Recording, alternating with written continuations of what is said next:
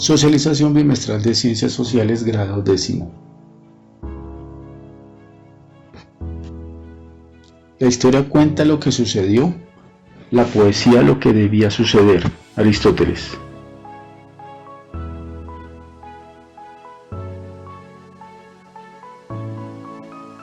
Socialización bimestral, Ciencias Sociales. La bimestral constaba de 2 comprensiones de lectura. Se debía contestar desde la pregunta 21 hasta la 30. Y la primera habla sobre Colombia y Sudáfrica. Es claro que los conflictos sudafricano y colombiano son muy distintos y que Colombia no cuenta con ningún líder como Mandela. Pero Sudáfrica conoció dilemas semejantes a Colombia, pues allá también la transición fue fruto de una negociación, luego de décadas de atrocidades cometidas por el gobierno o por el Congreso Nacional Africano, el grupo de Mandela y especialmente por el Estado. Surgió entonces la misma pregunta que en Colombia: ¿qué tanta justicia era posible y deseable exigir frente a esas terribles atrocidades sin poner en riesgo la transición negociada y la reconciliación? Algunos cercanos a Mandela exigieron una justicia punitiva plena, esto es, penas de cárcel, ojalá severas, para todos los agentes estatales responsables de las atrocidades. Esto es comprensible, pues los crímenes del apartheid fueron terribles: racismo legalizado, torturas, desapariciones, asesinatos, etc.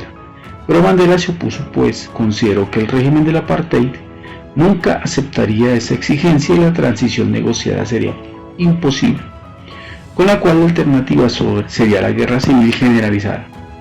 Además pensó que este tipo de justicia puramente punitiva haría imposible la reconciliación posterior. Era entonces necesario, para salir en forma negociada del infierno del apartheid, buscar un mecanismo que posibilitara un acuerdo entre el Estado y el movimiento de Mandela, pero también honrar a las víctimas, lograr la verdad y exigiera rendición de cuentas de parte de los victimarios. La pregunta, según el texto: ¿cuál es la principal similitud entre los procesos de transición del conflicto sudafricano y el colombiano? La respuesta correcta es la A. Dilemas sobre las formas de justicia que se deben imponer a los implicados en el conflicto de tal manera que estos no afecten la reconciliación lograda. ¿Cuál de los siguientes enunciados sintetiza de mejor manera la intención del autor? La respuesta correcta es la C. Mostrar de qué manera se diferencian Colombia y Sudáfrica en la implementación de procesos de justicia para la paz, verdad, amnistía y reconciliación con los agentes del conflicto.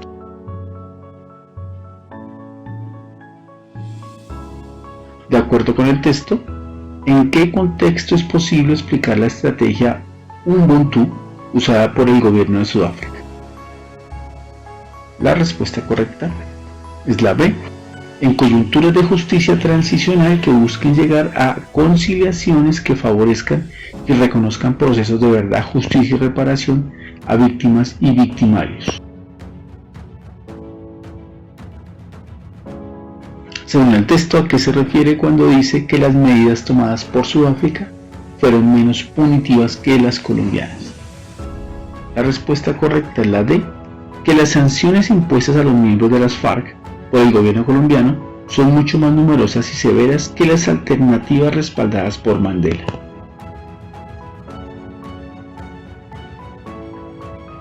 Según el texto, ¿qué posible enseñanza puede adquirir Colombia para su actual proceso de paz de lo ocurrido en la historia de Sudáfrica?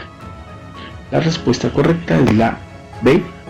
Las ventajas para la paz, la reparación y la reconciliación del uso de modelos de justicia transicional basados menos en medidas disciplinarias.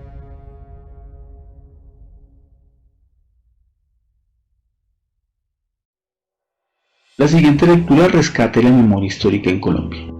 Ahora que en Colombia se está empezando a hablar por primera vez de la posible finalización del conflicto armado y de una eventual salida negociada a numerosas décadas de guerra que ha tenido el país, el papel que juega la recuperación de la memoria histórica es una pieza clave para visibilizar la voz de las víctimas, en una sociedad silenciada por el fuego de los fusiles y la represión ejercida por grupos armados, tanto legales como ilegales. ¿Cómo empezar a hablar de posconflicto si se desconocen las causas que lo originaron? cómo mirar el presente sin hacer memoria de lo sucedido hace 70 años. Es la memoria una puente del pasado. La importancia de rescatar la memoria es que da a conocer los horrores que se cometieron durante el conflicto y ayuda a mirarla con imparcialidad y de manera crítica al pasado. Este ejercicio le ha permitido a Colombia esclarecer cuáles fueron las dinámicas que posibilitaron el surgimiento de la violencia como instrumento de poder y miedo en distintos escenarios de su confrontación armada. Recordar el pasado y la manera como ocurrieron los hechos es un reto de grandes proporciones, ya que permite especificar y aclarar cómo y por qué sucedieron las desapariciones, masacres y enfrentamientos con la finalidad de que no se repitan en el presente ni en el futuro. No es tarea fácil desenterrar tantos años de guerra y exclusión en un país en donde el miedo a decir la verdad se ha convertido en el pan de cada día.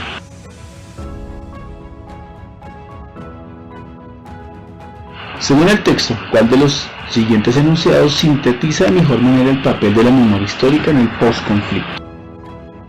La respuesta correcta es la A: visibilizar las voces de las víctimas del conflicto en Colombia, de forma que permita tener un panorama y una visión crítica de este fenómeno. Según el texto, ¿qué dificultades presenta la creación de la memoria histórica en el post-conflicto colombiano?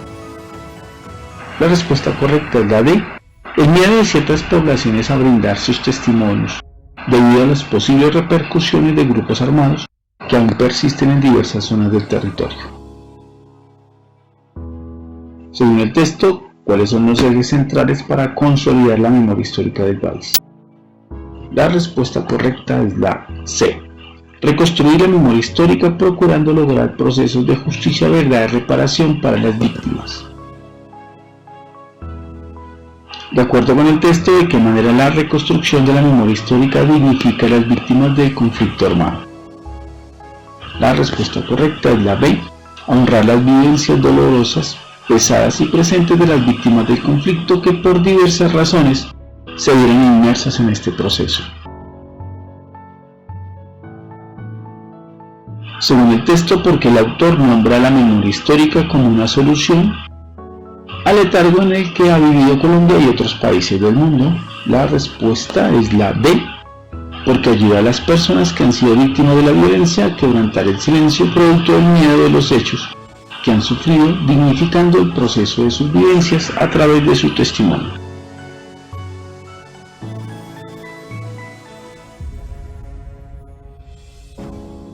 Actividades en el portafolio, páginas 143, toda la actividad, y de la cual es 144 únicamente el punto 10.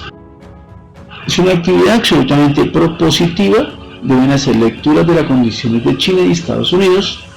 Dice, opine cuáles pudieron ser las razones que guiaron las siguientes declaraciones de los Estados Unidos y China en contra de la declaración del Domo Gangbang.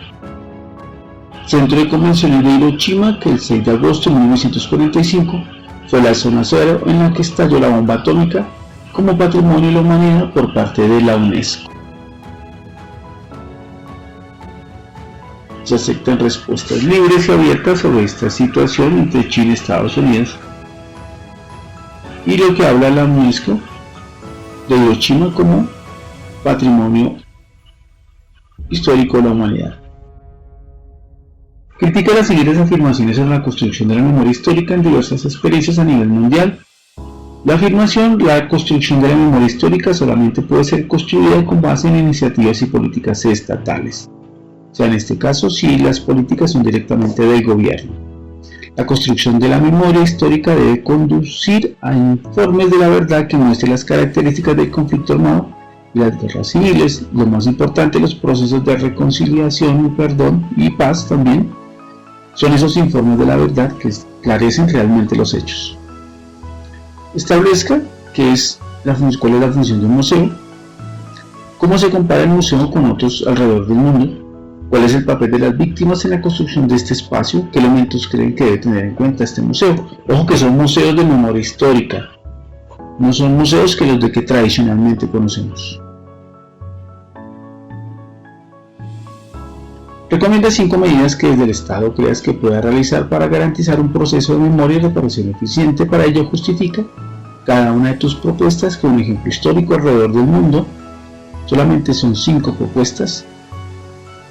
Tomemos el conflicto armado de Colombia y cuáles serían esos 5 elementos que se deben utilizar para recuperar esa memoria histórica y esa justificación por qué se tiene que hacer. A todos, muchísimas gracias por su atención. Nos vemos en el encuentro Zoom. Les deseo una feliz tarde.